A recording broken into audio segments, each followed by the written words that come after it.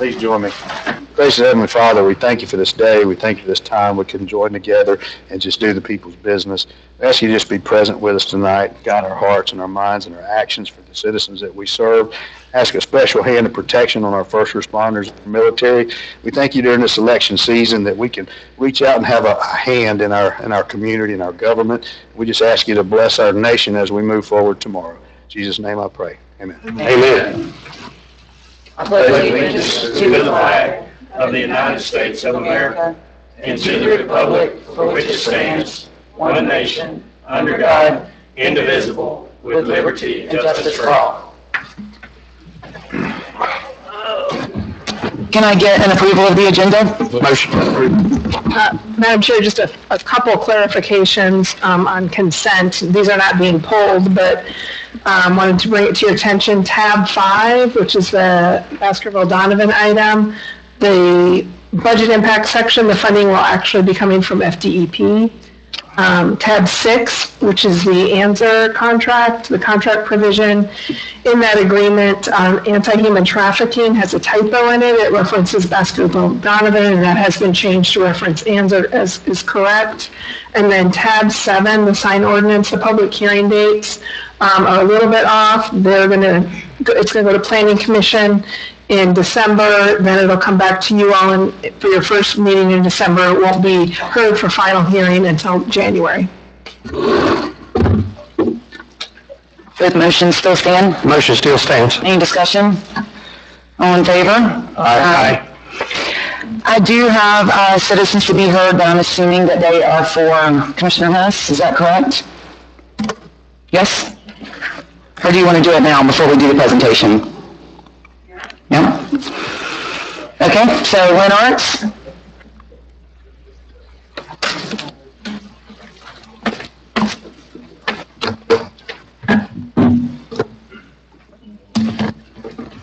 Thank you, Commissioner Hess, for your 8 years of service on the County Commission, as well as Planning Commission, the Parks Advisory Committee, the Charter Review Commission, and who knows what all else. Many of us are very grateful to you for your advocacy for water quality and efforts to prevent the pollution of our drinking water, our springs, rivers, and bay. I am particularly thankful for your resurrecting our landmark roadside wildflower preservation program after it was needlessly gutted. So thank you. For many of the people in our county, you have been the one commissioner who shared their values, understood their concerns, and truly represented their interests. You've brought an important perspective to the board that will be a huge loss with your retirement and not easily replaced. How many of you here have heard Commissioner Hess mention tragedy of the commons? Does that ring a bell? Yeah? Okay.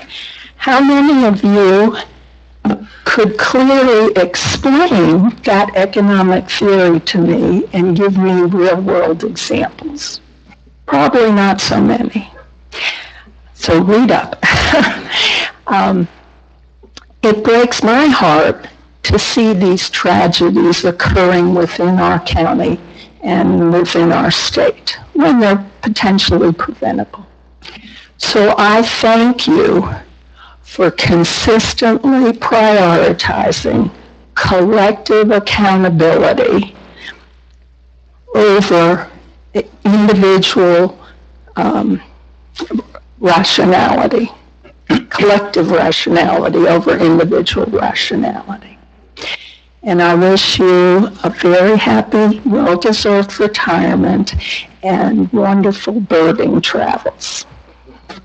Thank you. David Damon.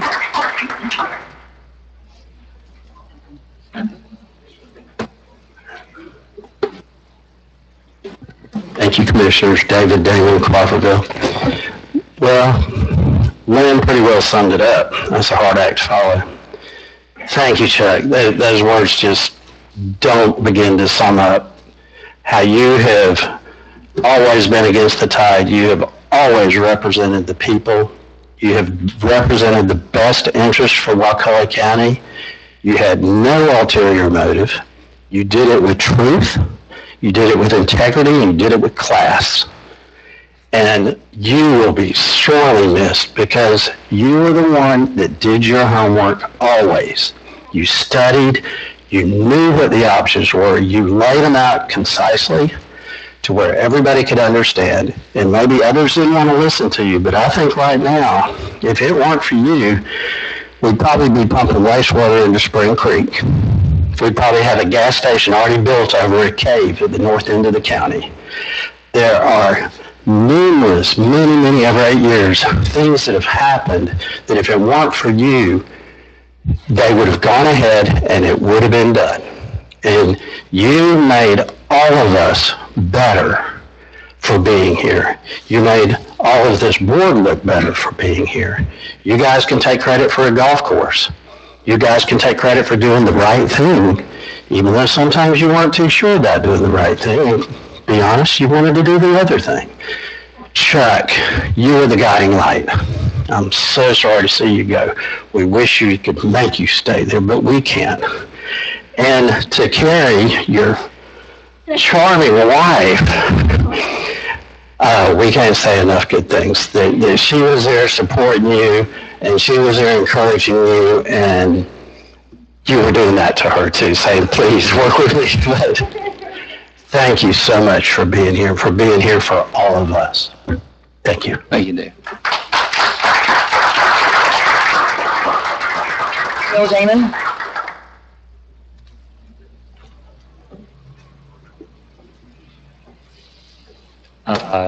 Chuck S., I want to thank you for being an example in my life. I guess I kind of grew up coming to these things, and Chuck, the first thing I remember about you in my life was we went. This is long before you were commissioner or really all that political. And the scout troop went, and we talked to you about woodpeckers. And I remember thinking then that this guy he wears a hat and he talks to birds, and he's kind of an eclectic fella. And over the years, it has just been such a delight to watch you fight good fights, and a lot of times to win good fights. And it's something that has just inspired me so much. And, I want to acknowledge Carrie, too, for just being there all the way, and really for handling a lot of stuff that, sometimes she did and sometimes she didn't sign up for. So, Chuck, I remember there was a time when we were thinking about slogans, and it was going to be yes for Hess, or it was going to be heck yes, Chuck Hess, or there was another one after that I thought rhymed a little bit better with Chuck Yes, but there were all sorts of various slogans we went through. Tonight, I just want to say God bless Chuck Hess. Thank you. Sue Damon? I don't know that I've ever heard my son say God bless you. Sue Damon, Shell Point. Chuck, I love you. That's all I can say. I'm thinking back to one of the first times. Well, I knew you. I came into this room like 20 years ago, and I went walking around, and there were all these people, and I said, hi. And Chuck's in the back, and he goes, what are you, running for commissioner? And I'm just like, no. I've just come to so many of these meetings. But over the years, you have been an inspiration to Gil, to me, to our family. You've really tried so hard to steer our county in a positive direction, and it's been thankless, and I know that. And I remember 4 years ago, at your house when you were running against Greg Deal, and Carrie had the champagne out there, and she had a sign that no matter if you won or lost, it didn't make any difference. One side was congratulations on your retirement, then the other one was congratulations on another 4 years. He said, Commissioner, I think she was upset. She turned it the wrong way. But anyhow, there's not enough we can say about you, and I will miss my Monday every other week phone call from Chuck on the way home from the Board of County Commissioners meeting where we could digest the whole thing. So, love you. You're wonderful. Carrie, you did put up with a lot. Eugene Watkins?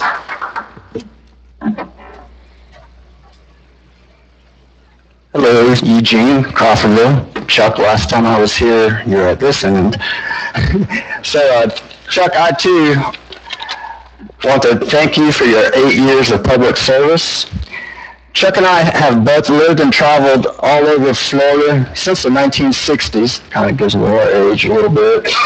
We have shared stories of visiting the Keys when the water was crystal clear and the coral heads were big and colorful. And so Chuck and I remember when Florida springs ran clear and not with the green algae we see today. I will miss having someone in the commission who shared my memories of old Florida and worked to protect and improve Florida's water quality for the next generation. And Chuck, I too hope you and Kay have some great travels with your free time, and thank you for your service.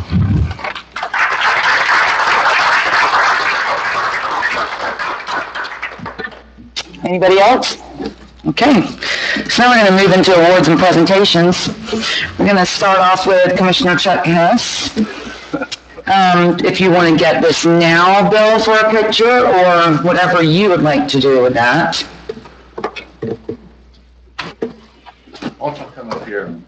That's what we're going to do as soon as we go down the dais and see what everybody wants to say about Commissioner Hess. So I thought it was pretty fitting that we send you off tonight with a better understanding of concurrency for all of us. And I want to thank you for your service to Wakulla County. Each of us have different issues that we are passionate about, and we never had to wonder which ones were yours. I hope that you and Carrie go to all the places in the world on your bucket list. I hope you remember your hat. I hope you grow out a ponytail. And the lyrics of my favorite singer, George Strait, this is where the cowboy rides away. There you go. Commissioner Thomas? Chuck, it's truly been a pleasure. We haven't agreed on some things. We've been the sole vote together on a few things. And so, I'm glad that we could work together. I don't think that we ever, even when we had a disagreement, it was never disagreeable. You had your position, I had my position, and that's what we're here to do, is serve the people. So I can honestly say it was a pleasure working with you, and I wish nothing but the best for you in the future. And I do think that you've made this board a better place, and you've given a voice to the people in this county, and that's what we're here for. And so congratulations on that, and definitely enjoy the future. Nothing but the best for you. Thank you. Chuck, I've learned a lot from you, learned a lot listening to you, and we only got 2 years together, but I wish you well in your adventures, and if you ever need something, please reach out. Thank you, Chuck. You've done a good job. I've known you for a long time, since you taught my stepson Dalton and soccer. Soccer, so it's been a long time. And you're a good man, Chuck. Got a good heart, and I appreciate everything you've done for this county. Thank you very much. Would you like to say something about yourself, or you're going to wait until commissioner discussion items? I'm going to wait. You want to see how the night goes? All right, perfect. All right, Bill Snowden, we're going to actually do it now. Oh, maybe I'm not. I'm going to let you do the honors of taking it out of the box, because I'm not going to be responsible for breaking it. How about that?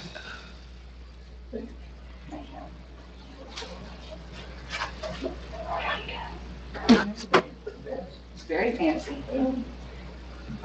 You guys going to come with him, or are you going to solo? We're just waiting on you to direct us. Well, I'm gone. Yeah, you're not really gone. You're never gone. All right. Just pull that over. Thank you, sir. All right. 1, 2, 3. Big smiles. Yay. Maybe not. It's definitely operator malfunction. We'll grab a different one. There you go. Bill can send it. You just can do it first. All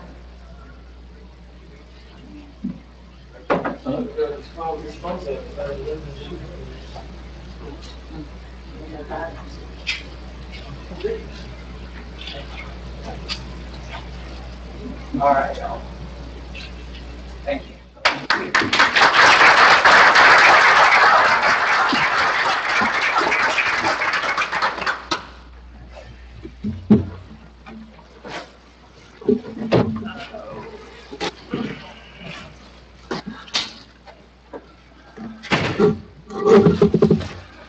Commissioner Kemp, I want to thank you for your continued service to Wakulla County. Being a commissioner was just another appendage in your long career of public service. I don't think that any person up here has any doubt that you will always serve the people of this county in whatever role you are in. Kemp on, kemping on. Go ahead, Commissioner Thomas. Kemp, it's been a pleasure. We knew each other well before you came on this board, and it's clear that you have a heart for service, and you spent your whole life serving your country, serving the county, to the sheriff's department, and then finishing here. And so you probably got the biggest heart out of anybody I know, and I appreciate it. It's been a pleasure working with you. And I know you got big things ahead. You're still a young man. Got a lot of great things ahead of you, and I'm glad to see, how all that's going to unroll for you, and I wish you nothing but the best in the future. Thank you. Well, buddy, we worked together forever, so you got the biggest heart I know. So, and I just wish you well. And just like I told Chuck, if you need anything, please reach out. Well, Mike, we haven't agreed a lot. But you were always willing to listen, and I appreciate that. So, your service was, for the county was, up here was only 4 years, but you did a long time with the sheriff's department. I knew you from there, so we're gonna miss you. I appreciate it. I've enjoyed it. I've learned a lot from everybody, and I appreciate it. Since I was 17 years old, straight out of high school, right out of the Army to the sheriff's office. And, I love this county, more than probably anything that I've ever loved in my life. I'm gonna miss it. But this don't define who I am. This is just another stepping stone. 545-1933 is my number. I'm still here whether I'm a commissioner or not, and I will always serve this community. So if you need me, you call me whether I'm a commissioner or not. I'll be there. No questions asked. Thank you.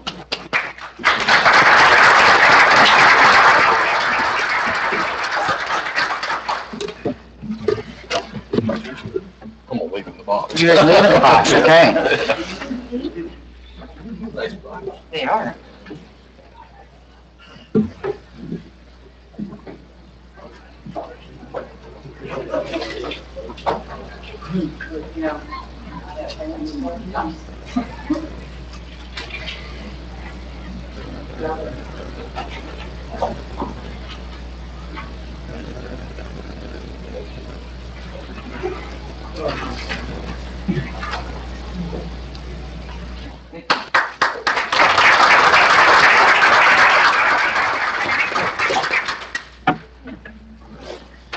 One more thing too, I want to say thank you to all the staff, Heather, Michelle, everybody, David, Heather, all of y'all. I appreciate everything that y'all have done for this county. I was trying to think of everybody to say, but y'all made the job a lot easier on me. I sit over there with Vicki sitting there right now for almost 4 years. Thought I knew what a commissioner did until I got in here and do it. And it is it's a hard job, but y'all got some good people coming in. Josh Allhorn, I'm excited for Josh to come over here, replace. So he's going to do a good job. He's a good man. So we're fixing to have a great board. And I appreciate everything, the staff. You helped Josh like you helped me because they've made a world of difference. So thank y'all very much. All righty, we're going to move into the announcement of the Wakulla County BOCC Employee of the Fourth Quarter. Good evening, everyone. Good evening. Good evening, Commissioner. I was asked to present the Employee of the Quarter today because I nominated our County Probation Secretary, Priscilla Roberts, who was not aware that I submitted her name, and now she's awarded Employee of the Quarter, so imagine her surprise. Priscilla is a great asset to our team. She's worked for BOCC for over 21 years, and she's doing an amazing job in our office. One of her greatest contributions includes completing initial intakes during our court dates, where Priscilla discusses probation conditions, and she provides the defendants with the information that they need to complete and comply with their court orders. Her willingness to step in not only helps me and Officer Andy Binder, but most importantly, it helps our clients. It helps by eliminating a long wait or scheduling a second day to return and discuss their conditions. It also provides both Officer Binder and me the opportunity to submit our documents in a reasonable time.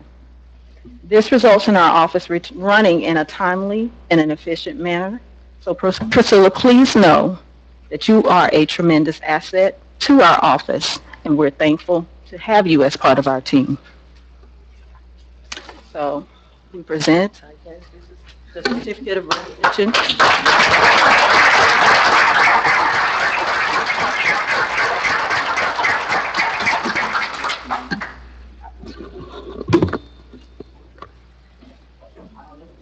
You want to say something, Ms. Priscilla? Sure. Thank you so much for this award and the recognition.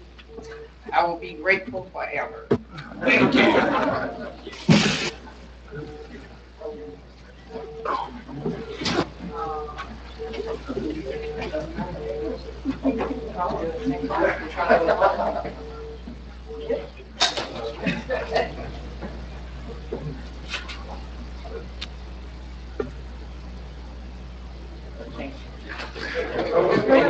Yeah, one more.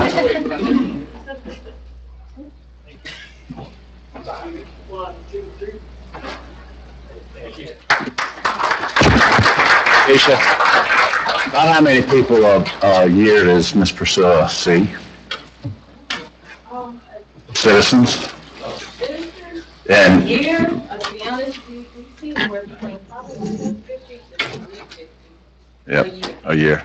So she's a face, and she's done a tremendous job for our county for a long time, and we certainly appreciate her. Thank you.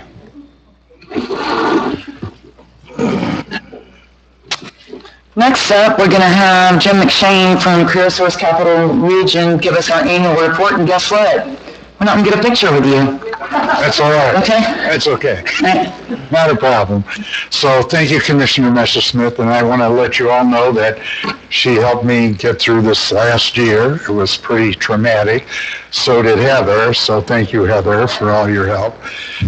So we've added Jefferson County now. So we now have 4 counties that we serve. So I'm going to whip through these pretty fast. So I'll go like this and you can go. So next one, we had our Talent Innovation Summit last year.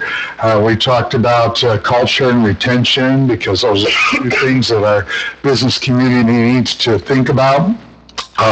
We're not going to do another one next year because at this point our funding has gone down and we continue just to have a struggle in order to put staff time into this. The next one is the Missions Moment.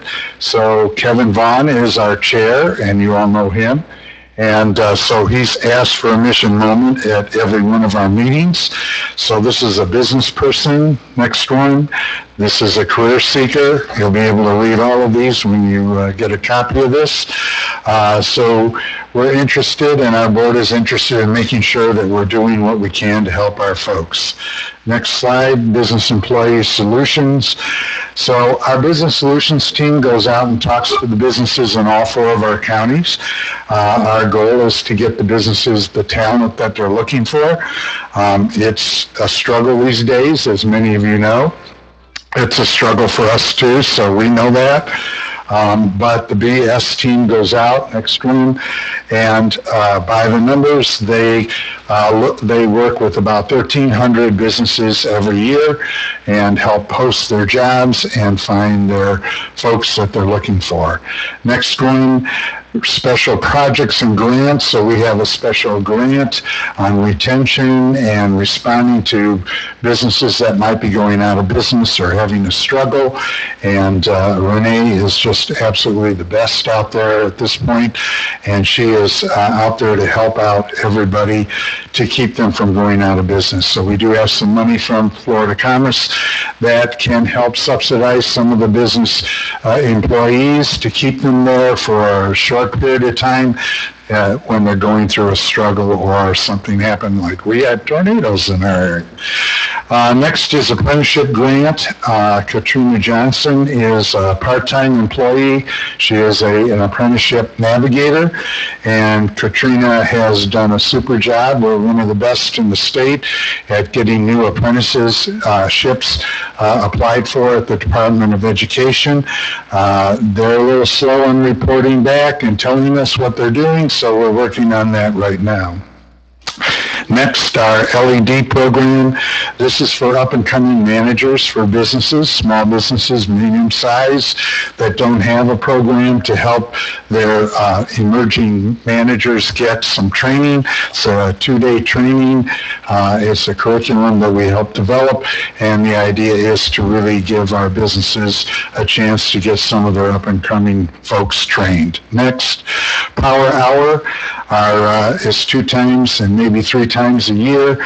What we do there is we bring in HR professionals that can talk to the business owners and the business community about what the current status is, some of the law changes. They do a lot of good things to help people keep up to date.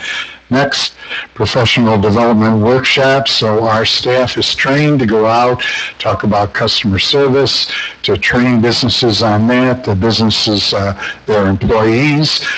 We have a plethora of things that we go out and do and help our businesses become more productive.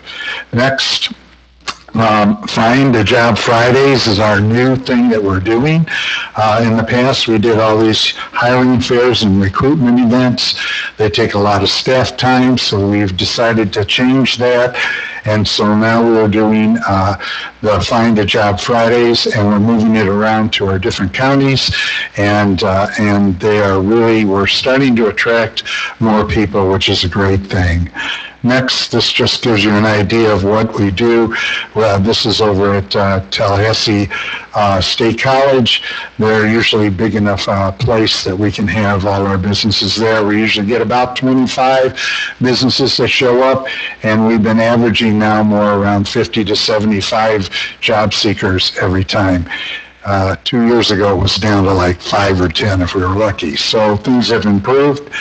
Next one, you see your chamber president there, Career Solutions, and we work with career people that are looking for a job and training, and we can pay for some of that training, and we're happy with how we're going. It seems to be finally going up, but that's because the unemployment rate has increased from 5,000 back at the first of this year to about 7,000 people unemployed. So there is some change and churn going on in the employment side. Next one, solutions, top programs, top schools. This is just something to give you an idea of what we pay for with our federal dollars and where we go with those dollars. Next, the LEAP team. This is our youth program. We serve youth that are 16 to 24-year-old. And we have 50% in-school youth quota that we have to meet and 50% out-of-school youth. And so this is the first year of that. State went and got a waiver from Department of Labor. So we've got the in-school youth, but we're struggling with the out-of-school youth right now. We're looking towards some of our partners in the community that can help refer youth to us. Next one, summer program, youth program. We did a program with Leon County for like the 3rd year. It's like a pre-apprenticeship program for their county jobs, and that's worked out really well. And in Gadsden, for the first time, we partnered with the BOCC, and they paid for 200 youth to have a summer experience working for businesses in Gadsden County, and we paid for 11 out of what we had in our money in order to help make that program work. So I'm real proud of that. Next, Hope Florida. This is the governor's wife that's pushing this, and Department of Children and Family are supposed to refer people to us. I will say this program has a lot of work to do because it's not working out the way they thought. We're getting people that are being referred to us that really have no desire to go out and work. Well, that's not going to work for us. So we're hoping that we can make changes there and help them send people that are more interested in going back to work. Next, numbers of one-stop operations. So just to summarize, our one-stops are here in Crawfordville and Tallahassee on Blairstone and in Gadsden County, and then we're in the library over in Jefferson County. So libraries are our friends, and at this point, all 4 of the county library systems have a MOU with us. I see this as our future. A lot of times we're going to have to reach out into the community. We can't just wait for them to come in because it isn't happening like it used to. So we have to make adjustments in our operations and see how we can connect with people better. Next one, connecting to our communities. We work with United Way. Our staff helps support United Way, so we understand as a good community partner, we have to do that. Next one, awards and recognition. So we had Katrina Johnson, who was an employee recognized in the whole state of Florida as the best in what she did. We also had, next one is Corey is the director over at Tallahassee Community College, or Tallahassee Chamber, and Corey was recognized as Partner of the Year. They only recognized one person in the whole state. She was our recommendation, so we were really proud of her. She's the one that's helped put together the Worlds of Work. I don't know if you've all been aware of that, but we've got the kids coming out of this county going to that Worlds of Work to understand what jobs are available and where they can find good jobs and good paying jobs. Next one, Genesis Knight, who works here in Wakulla County, was the professional champion nominee by her peers. Next one, Aristotle, which is Ari. He was recognized by his peers also in an Advanced Lighthouse Award. Next one, Renee the Plug. She's out there doing things every day. She is amazing, and she was also recognized by the Tallahassee Chamber as Ambassador of the Year. Next one, Women You Need to Know. We've done a bunch of things with our community, and there's Renee taking pictures of, she does a lot of that. Next one is financial position. This just shows you we've made clean audits for the last 24 years. Our fiscal officer, Matt, is just unbelievably good, and I thank him because he keeps me out of jail. That's one of the reasons that I like him so much. Florida, because of our low unemployment, got cut 9% in our funds this year, which is really starting to hurt at our end. Next one, financial highlights. I do have how we spend our money and where we spend it for you to look at. Next one, this is, we had the National Association of Workforce Boards, Brad Little, come and recognize Beth Cicchetti for 7 years of service on the national board. I nominated her back then, and they accepted her.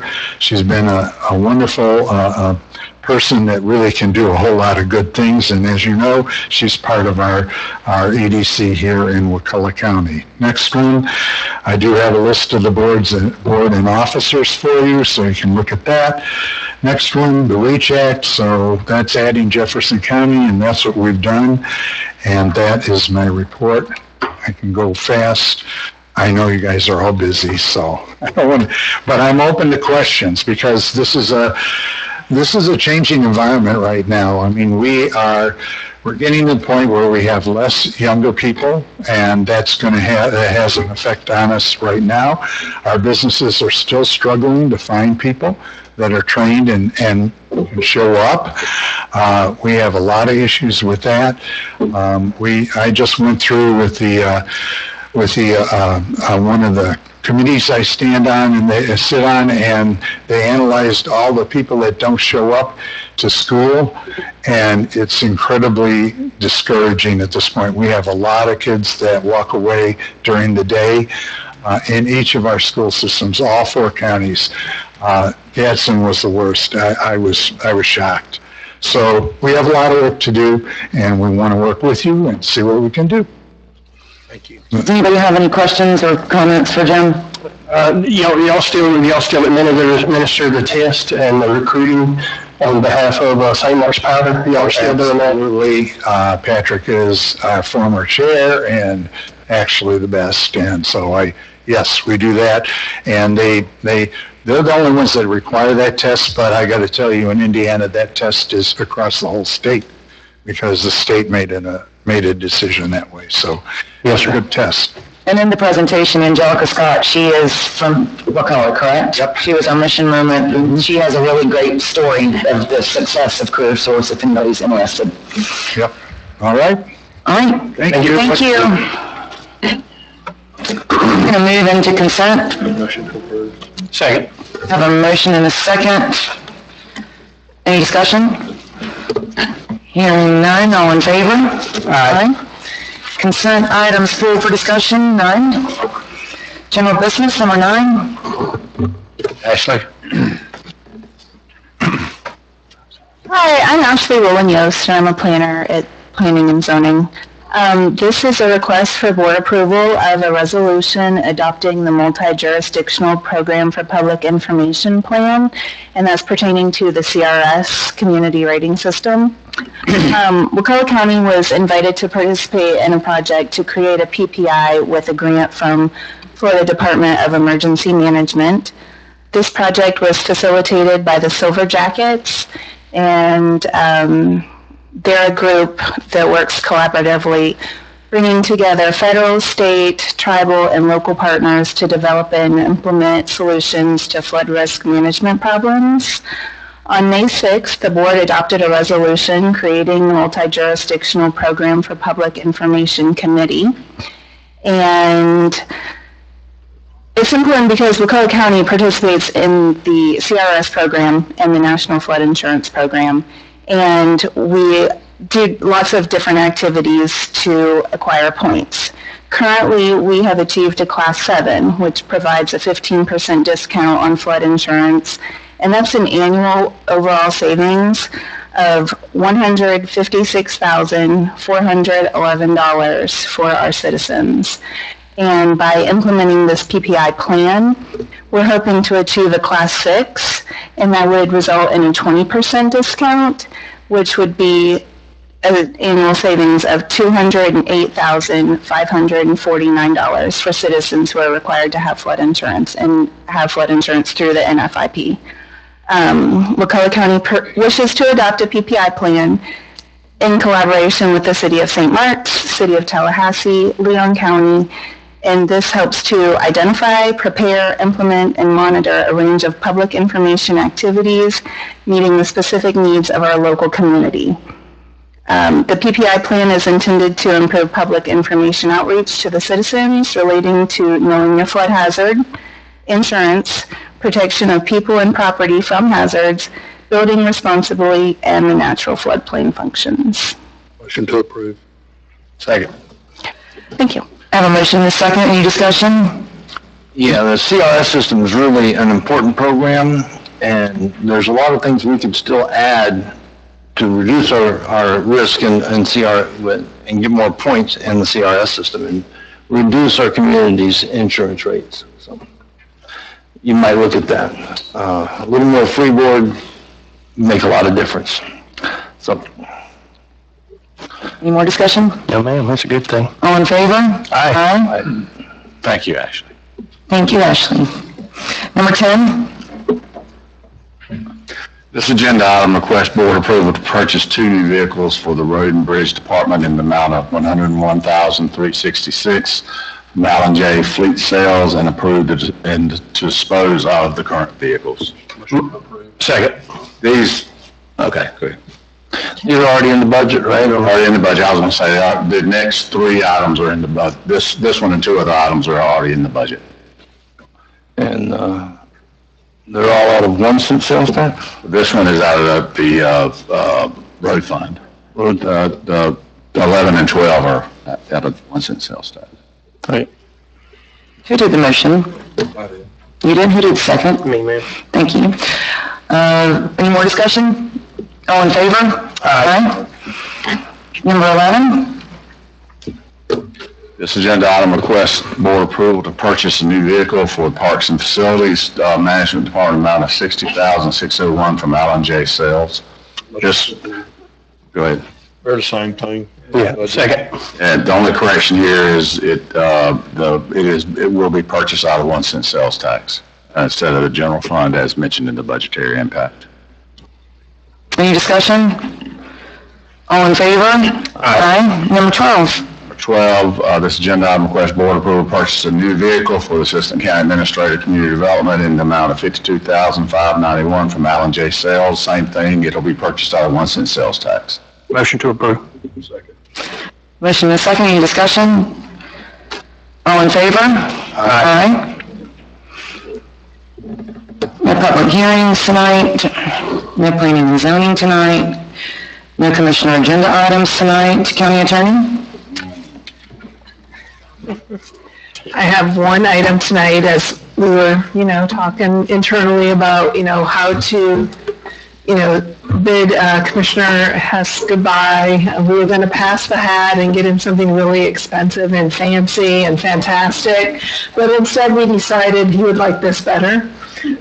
So I'm going to do a quick presentation on mobility fees as an alternative to concurrency for Commissioner Hess's last meeting with us.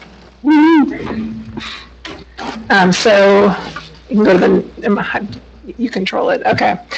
So today, as I said, we're going to discuss mobility fees. Mobility fees are really just an offshoot of a traditional transportation impact fee, which most of you are aware of and familiar with. So I'm going to talk a little bit about the background and the various types and uses of these fees, and then we're going to discuss the implementation requirements if the county wanted to pursue a mobility funding system in the future, and take a little bit of a closer look at what that would look like. Next. A mobility fee is a specific type of impact fee that grew out of road or transportation impact fees that have been around in the state for decades.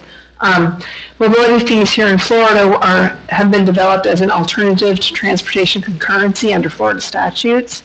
Mobility fees are a one-time charge imposed against only new development to fund capital facilities that are necessary to mitigate that development's transportation impact on the transportation system. These are typically paid at the time of either a building permit or certificate of occupancy. As recently defined by statute in 2024, a mobility fee means a local government fee schedule established by ordinance and based on the projects included in the local government's adopted mobility plan. And I'll break that down a little bit more in just a second. Next slide. First, a bit of history. Impact fees began way back in the 60s and 70s. Mobility fees, which are a specific type of a transportation impact fee, have a much more recent origin. Transportation concurrency, which is what you have in place here in Wakulla County right now, began in 1985 when the state legislature adopted the Growth Management Act. And that act required counties and cities to ensure that adequate road capacity would be available concurrent with new development to offset the impacts of new development. Transportation concurrency, while well-intended, and as Commissioner Hess can tell you, has had many unintended consequences of limiting or stopping development in urban areas, where it was cost prohibitive to add road capacity. It has resulted in some areas in suburban sprawl where road capacity was either available or where it was cheaper to construct because they could already make concurrency without investing any money in road projects. Recognizing these problems, in 2009, the state created a panel to evaluate alternatives to transportation concurrency. In 2011, after that panel's report came back, the Florida legislature eliminated mandatory transportation concurrency, when it replaced the 1985 Growth Management Act with our current Community Planning Act, and it made transportation concurrency optional for counties and cities. A couple of years later, in 2013, the legislature again amended the Community Planning Act, and it adopted language to, quote, encourage local governments to adopt alternative mobility funding systems.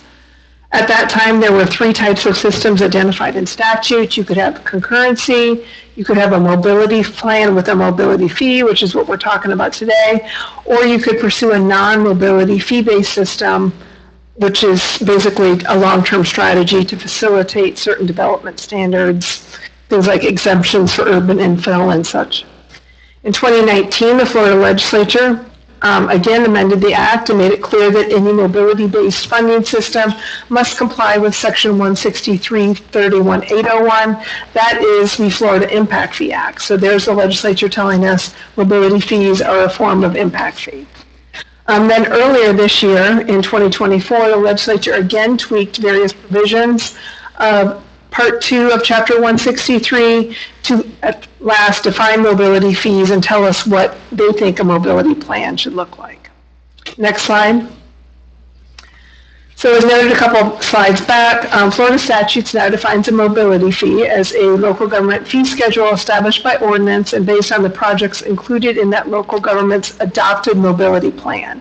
In turn, a mobility plan means an alternative transportation system mobility study developed by using a plan-based methodology and adopted into a local government's comprehensive plan that promotes a compact, mixed-use, and interconnected development served by a multimodal transportation system in an area that is urban in character or designated to be as such. And there's a lot of different points in there, and I'll talk a little bit about those. I'm going to hit some of the high points.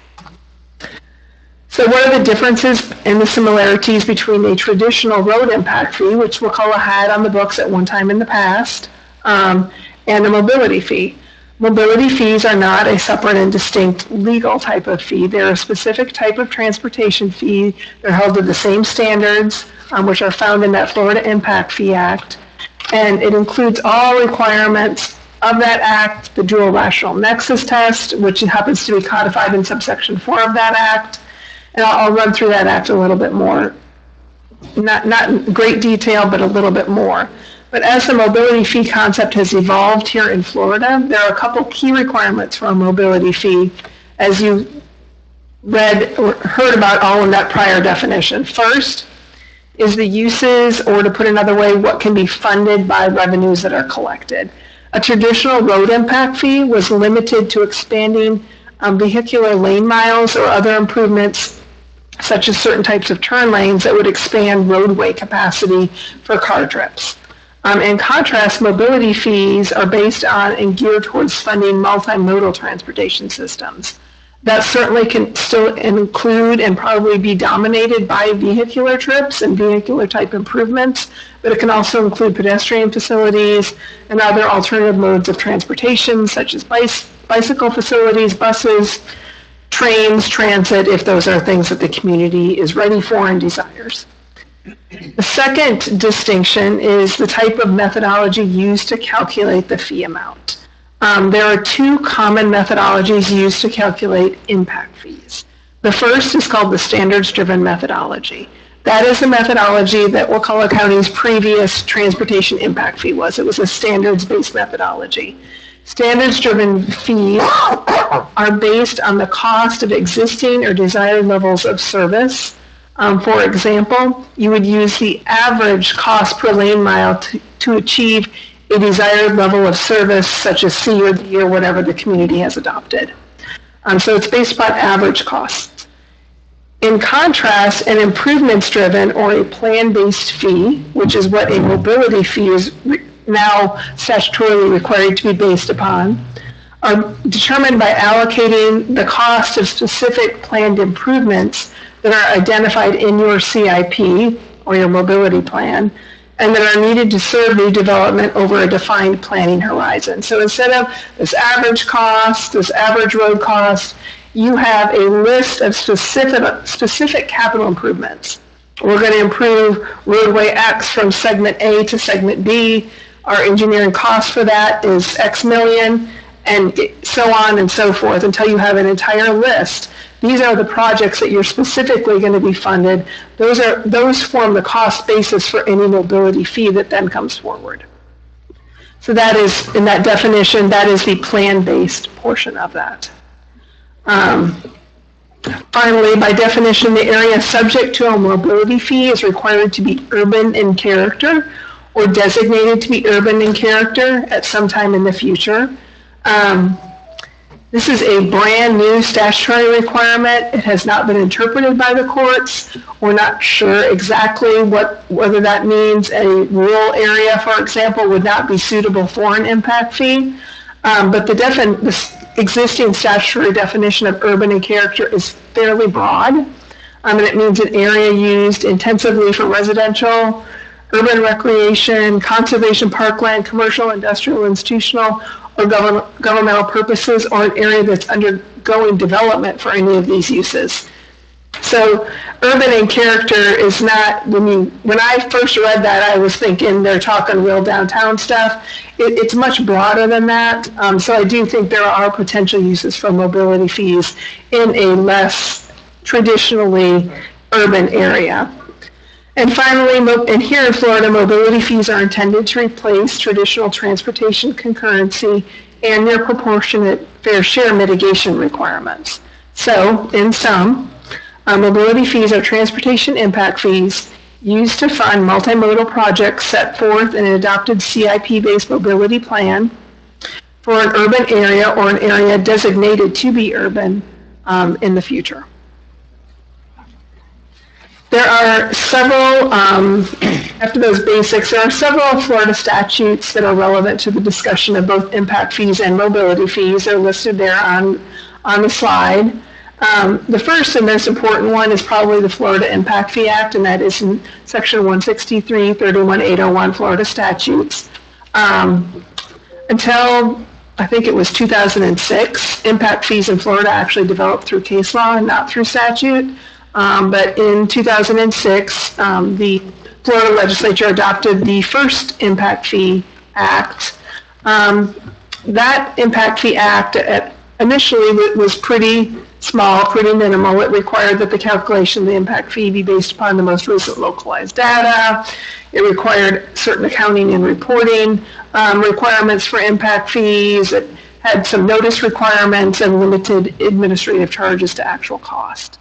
But as is the case with most statutes, one more.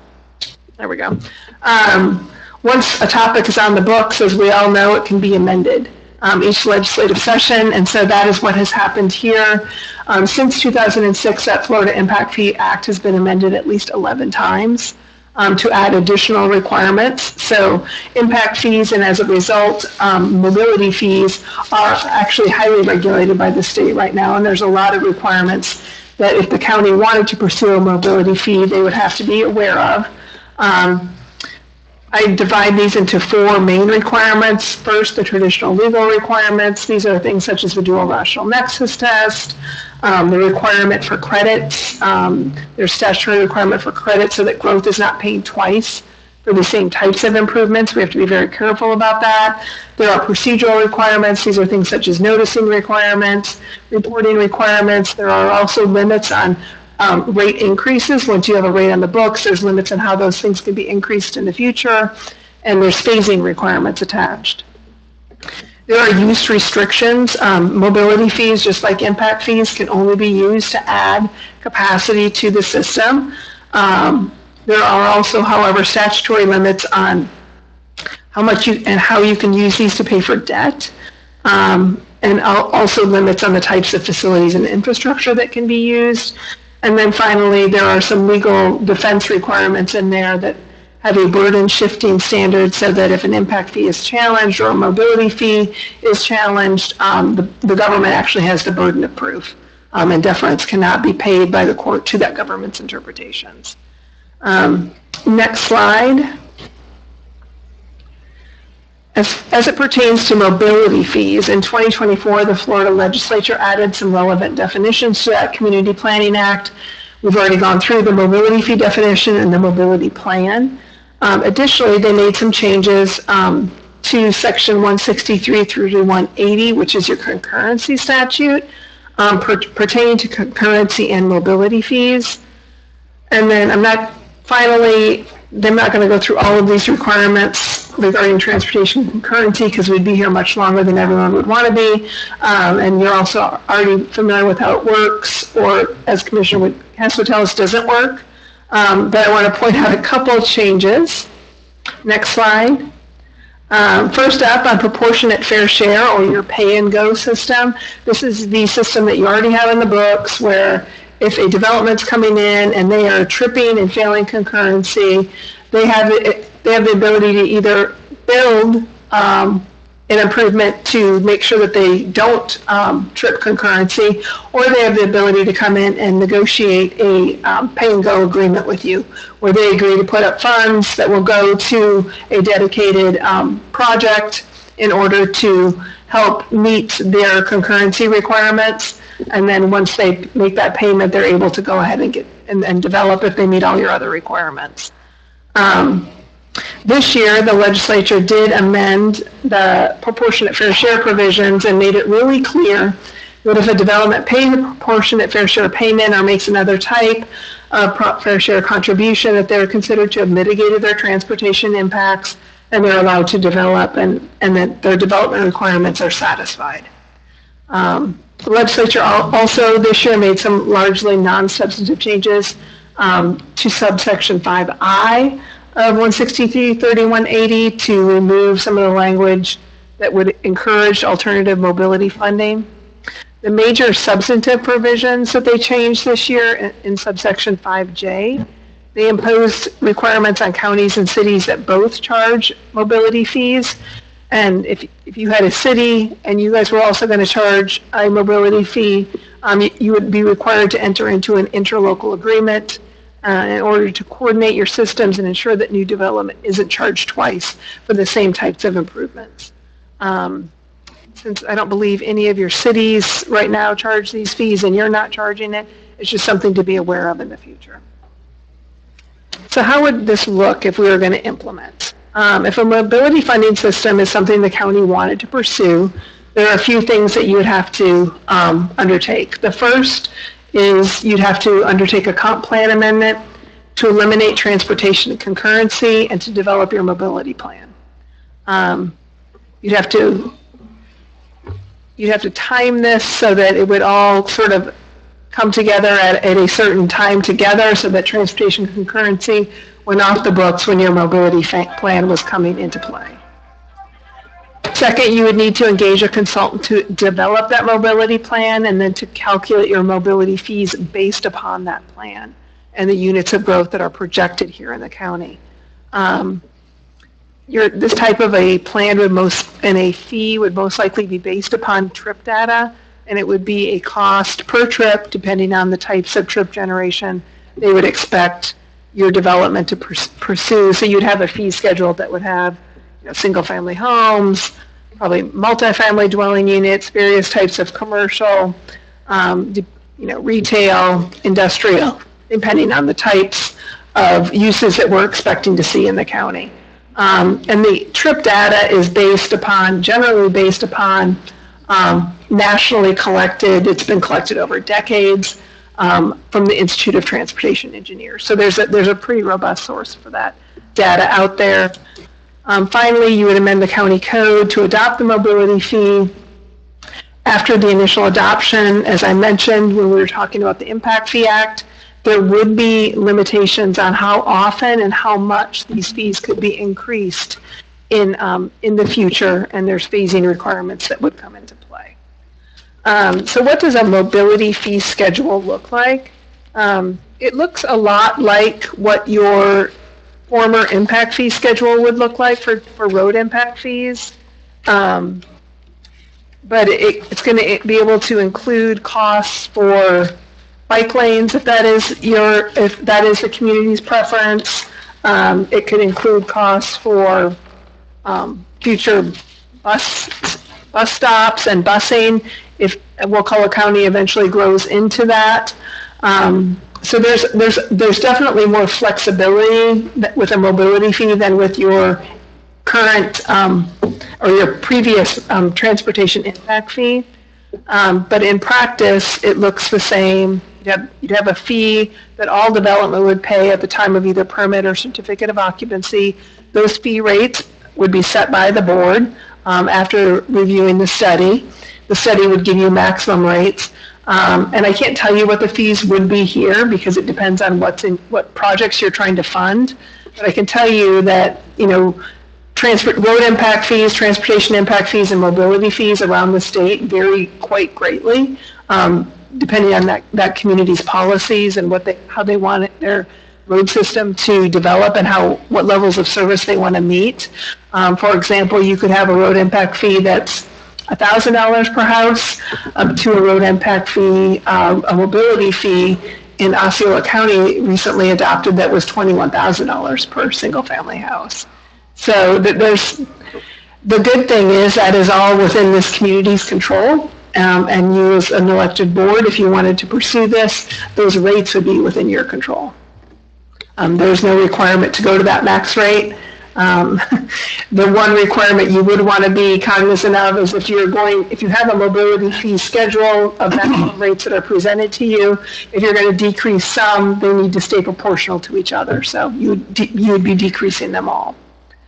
So with that is basically mobility fees in a nutshell. We gave you that instead of a fancy, parting gift. But if you have any questions. So if we implemented the mobility fee, is it easier to spend the money than impact fees? Or just a different way to collect it? You have more uses that you can spend the money on, but it's still limited to growth required capital.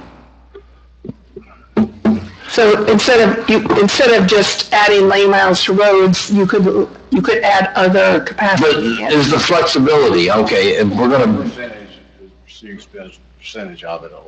if I'm putting It's all limited to capital.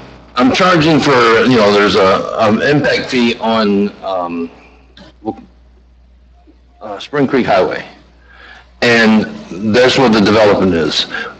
Can we only spend it on Spring Creek Highway, or can we spend it on anything in our transportation system? Because that's always been the kicker here, is that it has to be directly related to the, You're going to spend it on the road, the projects that are in your plan.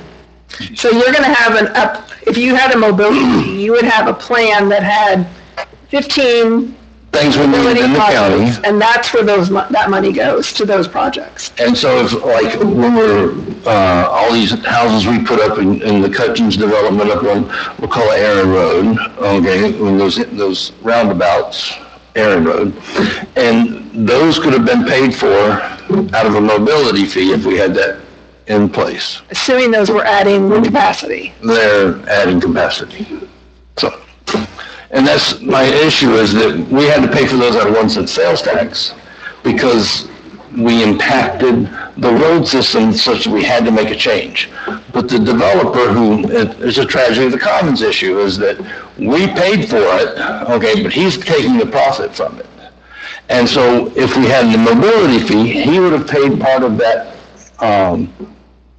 funding to build those additions to Aaron Road to make that work better.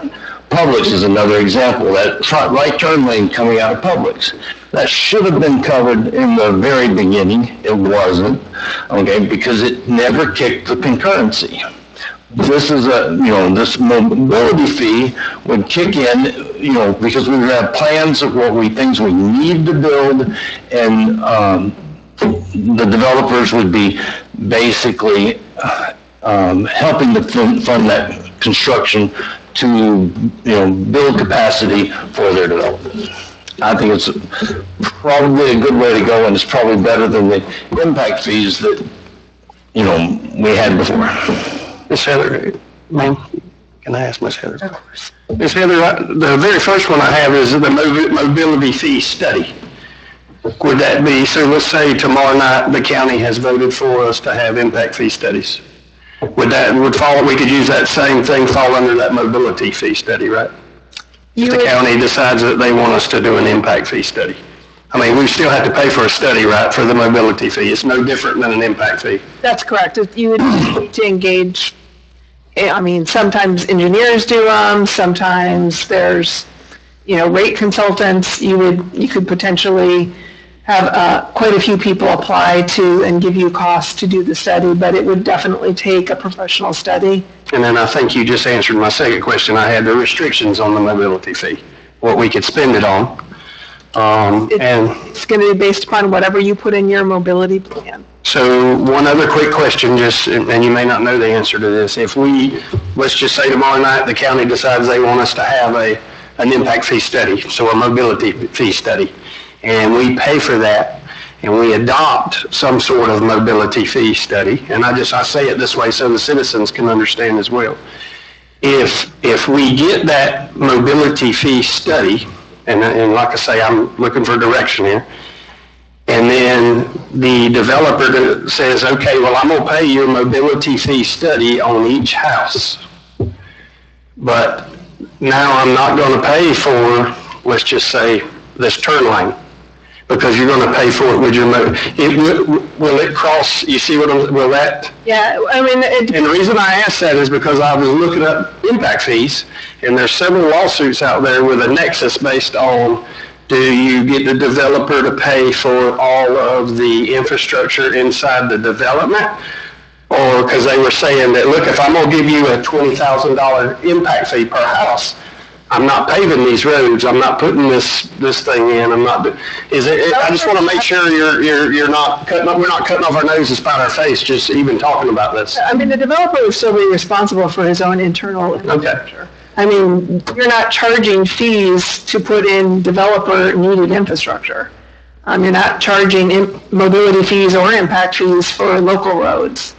These are arterial and major collectors is what you're saying. I just want to understand. And a developer could also still be required to put in access improvements. So if they need, a turn lane to get traffic in and out of their subdivision, for example, that's also not something you would charge an impact fee or a mobility fee for. Okay. I just want to make sure one didn't cross out the other. If you get, you know what I'm saying, you didn't hurt yourself by getting this and then.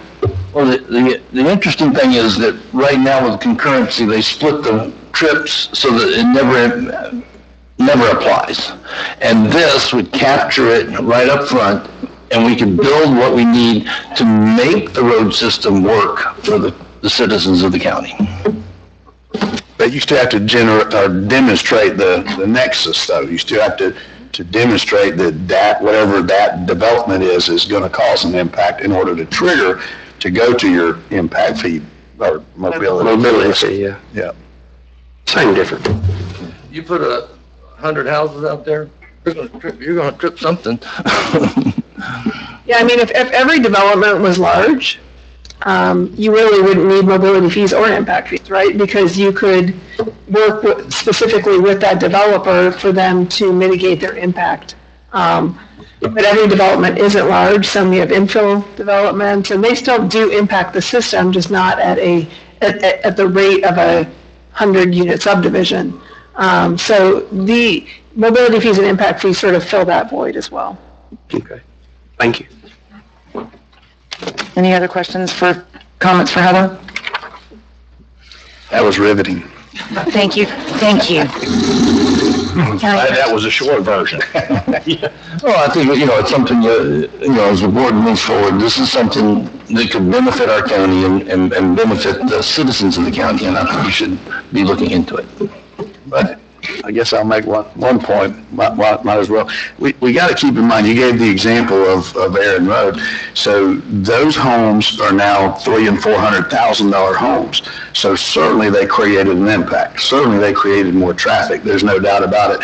But those folks are paying a proportionally larger share of taxes than everyone else. They may have two people in the house and two cars in the home, and, you know, they're paying taxes on a $400,000 house, where, you know, a lot of folks in the county are paying on $200,000 or less. So that's, to me, has always been the challenge. Not, is this available? Not, is it a good tax source? Is it a fair tax source? If you take people that you can clearly do the math and show they're paying more than their fair share, it's very difficult for me to justify saying we're going to squeeze a little bit more out of you just because the statute allows us to. That's always been the challenge, is proving, yes, they're causing an impact, but is that impact, the money that they're already giving us out of that increased tax base, it's up to us to use that money and make sure that we're providing that infrastructure. We're providing those roundabouts or turn lanes or whatever.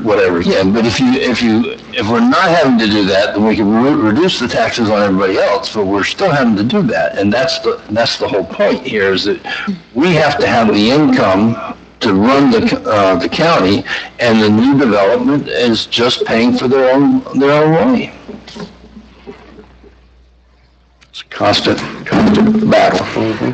Juggling that. Yeah. Heather, we're going to move on to David in just one second, but the multimodal, all of those things, what happens? Do they like start crossing pots with regard to like ARPC or CRTPA or the state bike path, or is all of that stuff included in there? Yeah, I mean, you wouldn't charge for state projects. It would be, you would only have your local CIP projects included in your fee amount. Okay. Unless there was, you know, you were going to enter into some sort of joint funding agreement. You could leverage that. So That does go along with the multimodal. Yeah. So if that's on the horizon, you could include that, but it would just be whatever the county's portion would be, not the total portion. Because any grants, things like that, or if other tax sources that you guys use are available and applied to these projects, are actually credits off the fee amount before it's even calculated. Okay.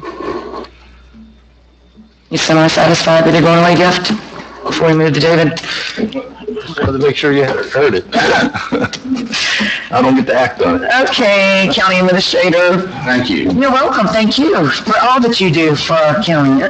Jill? Good evening, Commissioners. We're requesting board approval to reschedule the 2025 Legislative Priorities Workshop from Tuesday, December 3rd at 3 o'clock to Monday, December 2nd at 3 o'clock. There's a conflict between the originally scheduled date and the FAC 2024 Legislative Conference. So can we get Motion to approve. second? Sorry, I was trying to put it on first. Yeah, let's do it. Any discussion? Okay, all in favor? Aye. Okay, thank you. Thank you. Also, to the public, I shouldn't have to remind everybody, but please exercise your vote, your right to vote tomorrow. And if you haven't already done so, like a lot of us, but also I want to thank on behalf of staff, Commissioner Hess and Commissioner Kemp, thank you for your service to our county. Y'all brought a lot to the board, and we'll miss you guys, and honestly we will, and we wish you the best though, and it's been a pleasure. Thank you. And quick reminder, the next meeting is on Tuesday, the 19th at 4. And again, good luck to both of you, and I hope that you join us in the audience at some point again. I thought for a second she was 3 minutes every time. I thought she was going to follow it up with the audit, so. Anyway, that's all I've got. God bless. Any more citizens be heard? Discussion. Hold on now, buddy. Just because it's your last meeting, discussion issues by commissioners? Yeah, I have quite a few. So,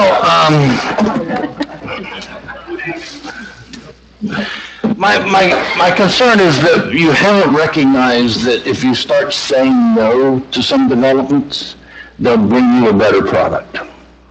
And that's an important thing as you move forward. We have a county here that is just spectacular. And what our job is to regulate the growth and keep the county spectacular. Now, I'm not saying stop growth. I'm saying that if you start saying no to these cookie cutter developments with no trees and no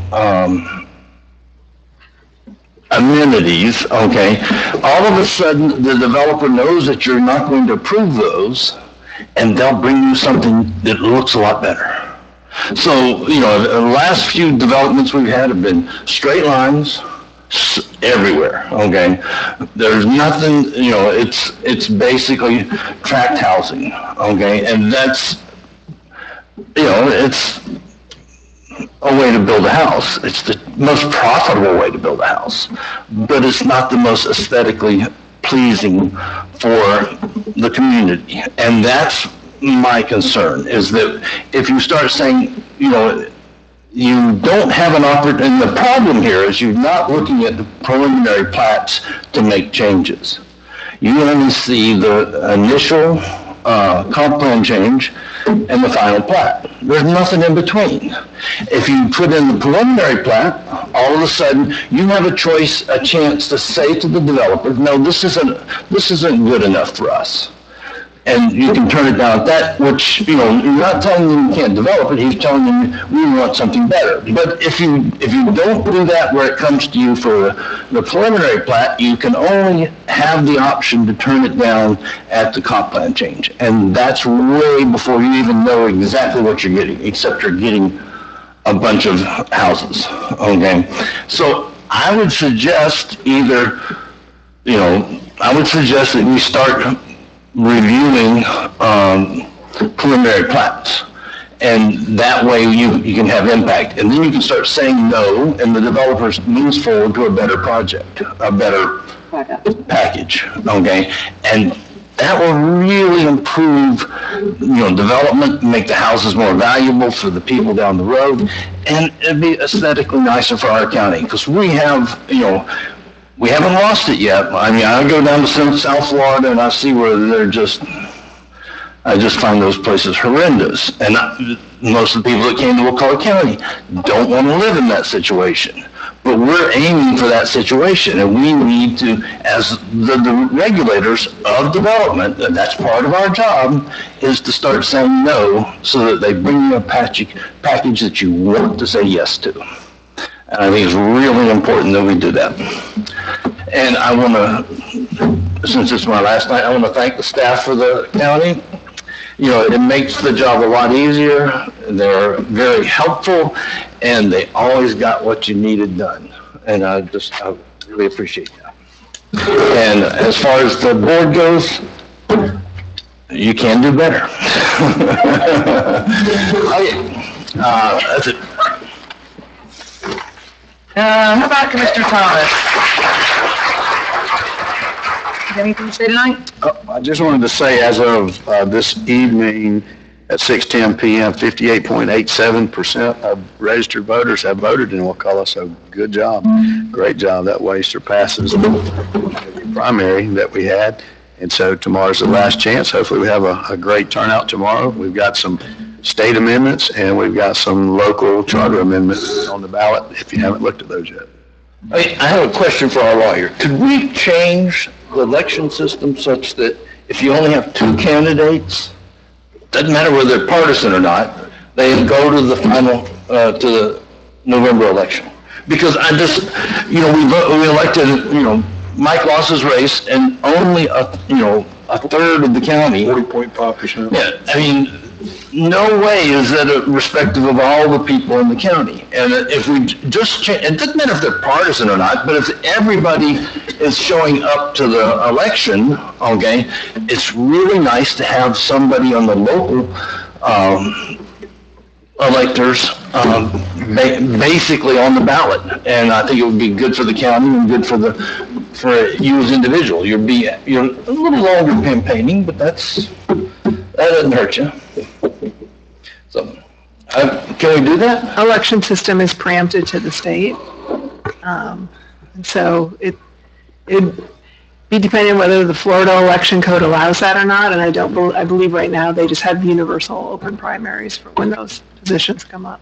I'm not telling you I agree with that, but I'm telling you I think That's kind of what we tried to do when we went to nonpartisan elections.